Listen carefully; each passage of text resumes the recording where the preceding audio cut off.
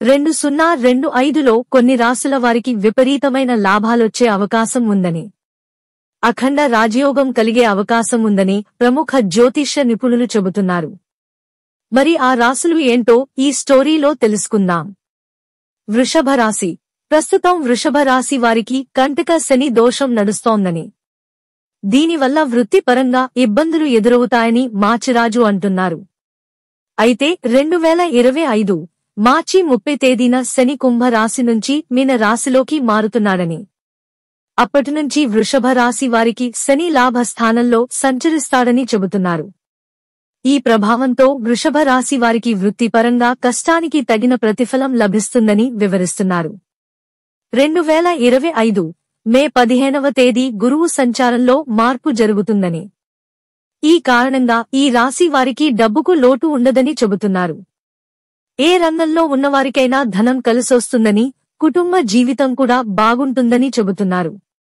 అలాగే మే 18న రాహు, కేతు మార్పుల కారణంగా అప్పటినుంచి వృషభ రాశి వారికి రాహు అనుగ్రహం లభిస్తుందని చెబుతున్నారు. విదేశాలకు వెళ్లి స్థిరపడే అవకాశం ఉంటుందని సూచిస్తున్నారు. తుల రాశి.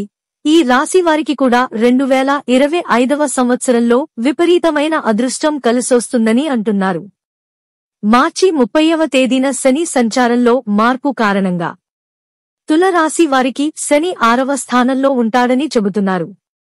దీంతో భయంకరమైన శత్రు బాధలు తొలగిపోతాయని, అలాగే భరించలేని అప్పులు కూడా తీరిపోతాయని పేర్కొంటున్నారు. అనారోగ్య సమస్యలు కూడా తొలగిపోతాయని వివరిస్తున్నారు.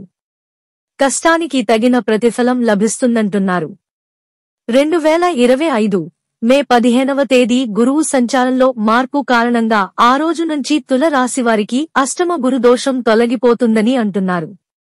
ఈ దోషం తొలగిపోయి 9వ స్థానంలో గురువు సంచారం మొదలవుతుందని, ఊహించని విధంగా ధనప్రాప్తి కలుగుతుందని అంటున్నారు. కుటుంబ జీవితం బాగుంటుందని చెబుతున్నారు.